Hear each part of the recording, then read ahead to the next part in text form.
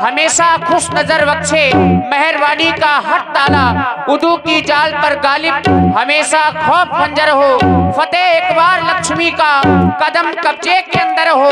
महाराज के जीवन की जय जयकार हो, जय जयकार हो, जय जयकार हो। एक बार सभी लोग प्रेम के साथ जय घोष करें। बोलिए चक्रवर्ती सम्राट राजाधिराज महाराज श्री दशरथ जी की जय।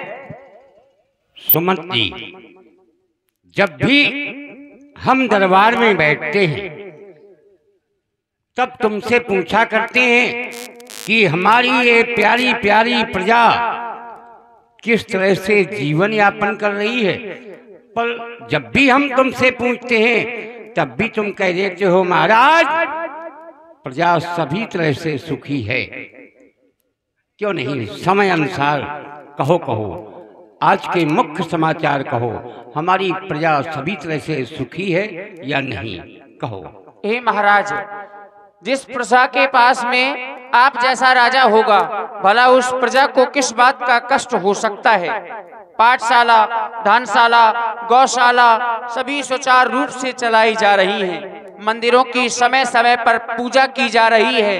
अजहा और सिंह एक घाट से होकर के जल ग्रहण करते हैं। आपकी प्रजा में सभी प्रकार की कुशलता है महाराज। क्यों नहीं, हम जानते हैं कि जब तक तुम जैसे मंत्रियों का हमारे इस राज्य में सहयोग है, हमें किसी भी समस्या का सामना नहीं करना होगा। लेकिन आज ध्यान आ रहा है, हम अपने महलों से इसी तरह उठकर चले आए हैं। हमने अभी तक ये नहीं देखा कि हमारा ये ताज किस तरह से लगा हुआ है। लाओ कोई दर्पण लाओ, हम अपने ताज को इसी समय संभालेंगे। महाराज दशरथ जी ने ज्यों ही अपना मुख दर्पण में देखा, राय सुभाय मुकुर कर लीना, बदन बिलो की मुकुट सम कीन्हा। मुकुट सम कीन्हा, मुकुट को बराबर किया। और तभी महाराज का ध्यान कानों के समीप के बालों में गया। श्रवण समीप भये सित के सा, मनहु जरथ पनो अशि उपदेशा। सुमंत जी, आज मैं क्या देख रहा हूं, हमारे जो ये कानों के समीप के बाल हैं ये सफेद हो गए हैं, सफेद पड़ गए हैं, मानो आज बुढ़ापा छा गया है। और यही बुढ़ापा आज मुझे संकेत कर रहा है महाराज दशरथ, अब तुम्हारा बड़ा पुत्र राम सब विधि से योग्य हो गया है, अर्थात राज्य चलाने योग्य हो गया है। तुम अपने बेटे राम को राजा क्यों नहीं बना देते और अपने को सनाथ क्यों नहीं कर लेते। सत्य है सुमंती, अब हमारा चौथापन आ गया, यानी बुढ़ापा आ गया। अब हमें राम को ही अयोध्या का युवराज बना देना चाहिए, क्योंकि अब इस अवस्था में हम ये राज्य वैभव सेना ताज तख्त दौलत सब नहीं संभाल सकते। इसी हितार्थ हम गुरु आश्रम जाएंगे। तुम यहाँ की व्यवस्था देखो और आज का दरबार यहीं पर बर्खास्त किया जाए। यह विचार लेकर के महाराज श्री दशरथ अपने कुल गुरु वशिष्ठ जी के आश्रम में गए। कहीं भुआले सुनिय मुनि नायको, भय राम सब विधि सब लायको।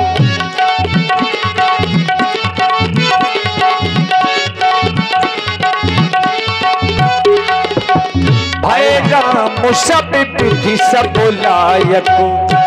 कहे कहे राजा, मेरा प्रणाम स्वीकार हो भगवान। तुम्हारा अखंड कल्याण हो राजा। और आज हमारे पास अकेले आए हो, कोई मंत्री भी आपके साथ में नहीं है, कोई प्रजा भी नहीं है। आज अकेले हमारे पास आने का कारण क्या है राजन? क्यों नहीं भगवान, कहो। ये सत्य है कि आज मैं आपके पास अकेले ही आया हूं और एक समय पहले भी अकेले आया था। हाँ हाँ, उस समय जब मैं बहुत ही दुखित अवस्था में था, जब मेरे कोई पुत्र नहीं था, कोई संतान नहीं थी, तब आपके पास दुखित अवस्था में अकेले ही आया था। अवश्य। और आज भी अकेले आया हूं, क्योंकि अपना जो बड़ा पुत्र राम है अब वो सब विधि से युग हो गया है। सत्य कह रहे हो राजा। हमारे जो मित्र हैं, शत्रु हैं, उदासीन हैं, तो राम को इस तरह से चाहते हैं जैसे कि देवता राम को स्वयं मैं चाहता हूं। और अपना जो ये ब्राह्मणों का परिवार है, अपने जो ये ब्राह्मण हैं, तो राम को इस तरह से चाहते हैं जैसे कि राम को स्वयं आप चाहते हैं प्रभु। बस यही सोच समझकर मेरे मन में एक अभिलाषा जागृत हुई है। वो कौन सी अभिलाषा है राजल? कहो क्या बात है राजल? अभी पूरा मैं कर दूंगा। प्रफुल्लित तन तुम्हारा हो वही तदवीर भर दूंगा। कहो कहो राजन, वो समस्या क्या क्या? जीवन काल में बहुत सी अभिलाषाओं ने जन्म लिया और आपके द्वारा उसकी पूर्ति की गई, लेकिन बस मेरी आखिरी अंतिम एक अभिलाषा है जो आपको ही पूरी करना होगा। और मेरी अंतिम अभिलाषा क्या है, श्रवण करें। क्या है राजन? नाथ राम,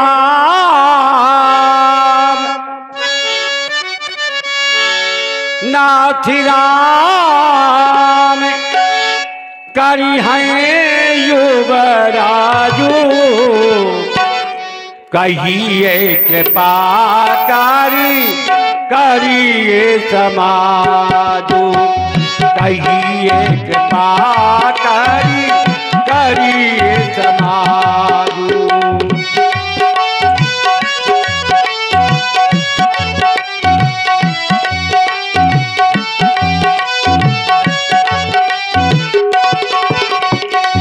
नाथ राम करी ये युवराजू, नाथ राम करी ये युवराजू, कहिए कृपा करिए समाजू।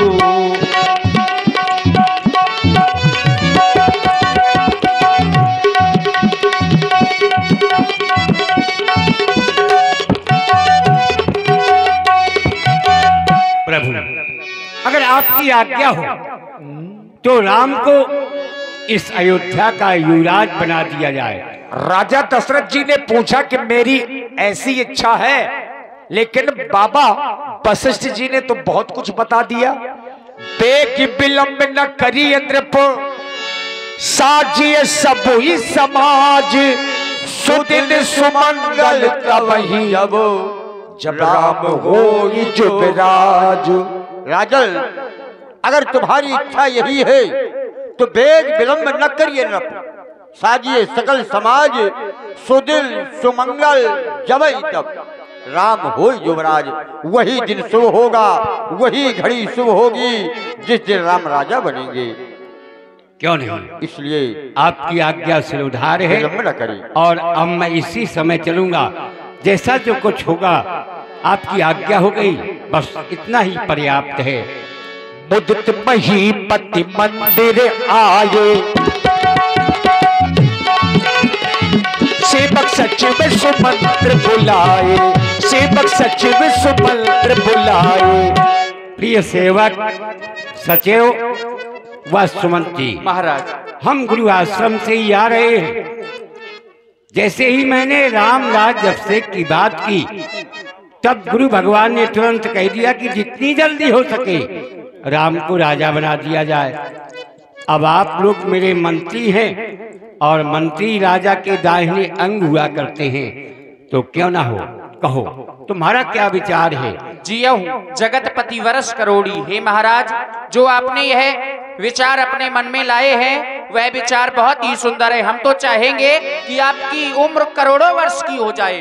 और सभी प्रजावासी भी यही चाहते हैं कि जल्द से जल्द श्री राम जी को अयोध्या का युवराज पद दे दिया जाए। क्यों नहीं? अब तुम एक कार्य करो, कहीं महाराज। गुरु आश्रम जाओ और उनसे पूछना कि राज तिलक में कौन कौन सी सामग्रियां चाहिए। जैसे ही बतावें उसकी तुम तुरंत व्यवस्था करना और साथ ही साथ कह देना कि महाराज ने कहा है आप राम के धाम को जाएं और राम को कुछ शिक्षा भी प्रदान करें। जो आज्ञा महाराज। जाओ। देखिए मंत्री पहुंचे पुनः बाबा वशिष्ठ जी के पास में और उनसे पूछा गया कि राज तिलक में कौन कौन सी सामग्रियां लगती हैं। हर्ष मुनि से कहो मृदु बानी, आनहु सकल सुती रथ पानी, आनहु सकल सुती रथ पानी, आनहु सकल सुती रथ पानी। पूज्य श्री गुरुदेव, कहें महाराज ने मुझे आपके पास में भेजा है और कहा है कि राज तिलक में जो भी सामग्रियां लगनी हो आप एक पत्रिका में अंकित करवा दें। सुमंत्र जी, आप तो जानते हैं कि इस अयोध्या में सब कुछ संपन्न है, क्योंकि यहाँ कई बार राज तिलक हो चुके हैं।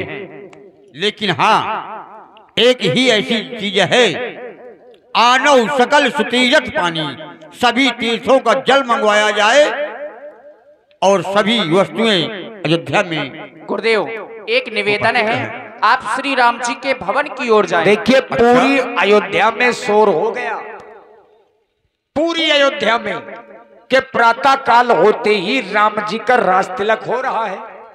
अब जो अच्छे लोग हैं, जो राम जी को प्रेम करने वाले लोग हैं, वो यही सोच रहे हैं कि कल का समय कितने जल्दी आ जाए ताकि हमारे राम राजा बन जाए। सकल कहीं कब हुई है काली, लेकिन कुछ ऐसे लोग हैं विघ्न मना वही देव कुचाली। कुछ लोग तो मन ही मन विघ्न मना रहे हैं, विधाता करे राम राजा न हो। सकल कहीं कब हुई है काली, विघ्न मना वही देव कुचाली।